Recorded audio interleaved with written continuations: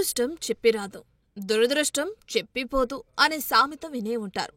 అయితే అదృష్టం అనేది చెప్పడానికి 4 అక్షరాల పదమైన కూలివాణ్ణి కుబేరుణ్ణి చేయగలదు, భిక్షగాడిని ధనవంతుణ్ణి చేయగలదు. అంత శక్తి దాని సొంతం. అయితే అదృష్టాన్ని నమ్ముకుంటే జీవితం ముందుకు సాగుతూ, అదృష్టానికి పట్టుదల, ఓర్పు, కృషి కూడా అవసరం. అలా పట్టుదల, ఓర్పుతో అదృష్ట లక్ష్మిని సొంతం చేసుకుంటారు చాలా మంది విజేతలు. కానీ మహారాష్ట్రకు చెందిన ఓ రైతుకు అనుకోని అదృష్టం కోట్లు కుమ్మరించింది. కేవలం ఆంధ్రప్రదేశ్కు చెందిన ఓ అధికారి మాట సాయమే ఆయనను కోటీశ్వరుని చేసింది.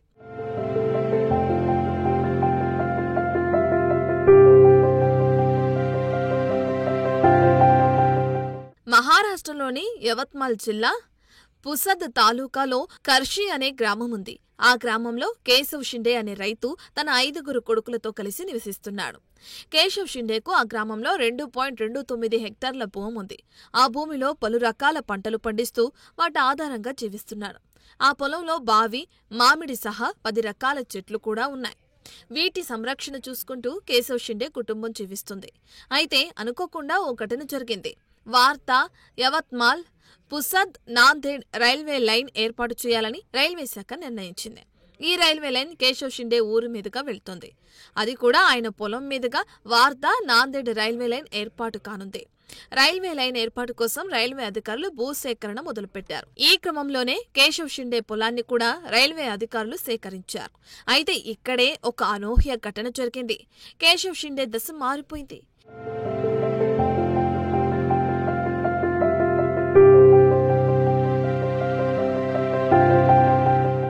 కేశవ్ షిండే పొలంలో రైల్వే స్టేషన్ ఏర్పాటు చేయాలని రైల్వే శాఖ నిర్ణయించింది.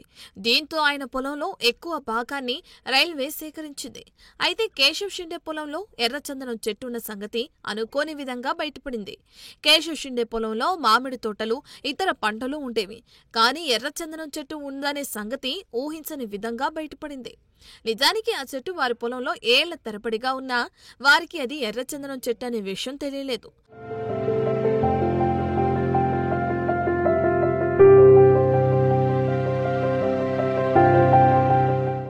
ఆంధ్రప్రదేశ్ రాష్ట్రానికి చెందిన వ్యక్తి మూలంగా అది ఎర్రచందనం చెట్టు అని తెలిసింది. కేశవ్ షిండే రాత మారిపోయింది. రైల్వే లైన్ కోసం భూసేకరణ జరుగుతున్నప్పుడు కొంతమంది రైల్వే ఉద్యోగులు సర్వే కోసం కేశవ్ షిండే ఊరికి వచ్చారు. వారిలో ఏపీకి చెందిన రైల్వే ఉద్యోగి కూడా ఉన్నాడు. అయితే ఆయన ఈ విషయాన్ని గుర్తించి కేశవ్ షిండే కుటుంబానికి చెప్పాడు. దీంతో షిండే ఫ్యామిలీ ఆనందానికి అవధులు లేకుండా పోయాయి. ఆశ్చర్యంతో కూడిన ఆనందంలో ఆ ఫ్యామిలీ మునిగిపోయింది. పొలంలో రైల్వే లైన్ వెళ్తుండటంతో కేశవ్ షిండే పొలానికి రైల్వే శాఖ పరిహారం అందించింది. అయితే తమ పొలంతో పాటు అందులో ఉన్న ఎర్రచందనం చెట్టు, మామిడి తోటలు, బావి, భూగర్భ పైప్ లైన్ కు కూడా పరిహారం చెల్లించాలని కేశవ్ షిండే ఆయన కొడుకులు డిమాండ్ చేశారు. దీంతో ఎర్రచందనం చెట్టు ధరకు లెక్కగట్టే పనిలో రైల్వే అధికారులు పడ్డారు. కేశవ్ షిండే పొలంలోని ఎర్రచందనం చెట్టు విలువ లెక్కగట్టాలని అటవీ శాఖకు లేఖ రాశారు. ఈలోపు పొలంలో ఉన్న మామిడి చెట్లకు అధికారులు పరిహారం చెల్లించారు. అలాగే బావికి 8 లక్షల రూపాయలు పరిహారం ఇచ్చారు. కానీ భూగర్భ పైప్ లైన్, ఎర్రచందనం చెట్టుకు ఎలాంటి పరిహారం అందలేదు. దీంతో కేశవ్ షిండే కుటుంబం 2014 నుంచి జిల్లా కలెక్టర్, అటవీ, రైల్వే, నీటిపారుదల శాఖ అధికారులను ఆశ్రయించారు. అయినప్పటికీ ఎలాంటి పరిహారం అందకపోవడంతో 2024 అక్టోబర్ 7న హైకోర్టులో పిటిషన్ వేశారు.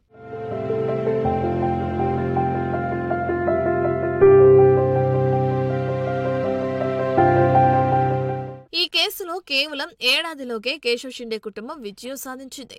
ఎర్రచందనం చెట్టు పరిహారం కోసం ₹1 కోటి డిపాజిట్ చేయాలని రైల్వే శాఖను బాంబే హైకోర్టు ఆదేశించింది. ₹1 కోటి నాగ్పూర్ బెంచ్లో డిపాజిట్ చేయాలని, ఇందులో నుంచి 50 లక్షలు కేశవ్ షిండే విత్డ్రా చేసుకునేందుకు అనుమతిచ్చింది. ఏప్రిల్ 9న బాంబే హైకోర్టు ఈ ఉత్తర్వులు జారీ చేయగా రైల్వే శాఖ ₹1 కోటి డిపాజిట్ చేసింది. కేశవ్ షిండే పొలంలోని ఎర్రచందనం చెట్టు వయసు 100 ఏళ్లుండొచ్చని అంచనా. ఇంకా ఈ చెట్టు విలువను నిర్ధారించలేదు. అయితే విలువను లెక్కగట్టడానికి ముందే ₹1 కోటి డిపాజిట్ చేయాల్సి వచ్చింది. అయితే మార్కెట్ రేట్ ప్రకారం కేశవ్ షిండే పొలంలోని ఎర్రచందనం చెట్టు విలువ దాదాపు 5 కోట్లు ఉండొచ్చని అంచనా.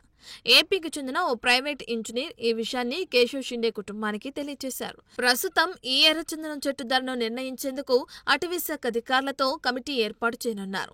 చెట్టు ధరను నిర్ణయించిన తర్వాత ఆ మొత్తాన్ని కేశవ్ షిండే కుటుంబానికి అందించనున్నారు. ఇక కోర్టు కేసు కారణంగా కేశవ్ షిండే పొలంలో రైల్వే లైన్ పనులు నిలిపివేశారు. ఏదేమైనా ఏపీ అధికారి వల్ల కేశవ్ షిండే కోటీశ్వరుడయ్యాడు.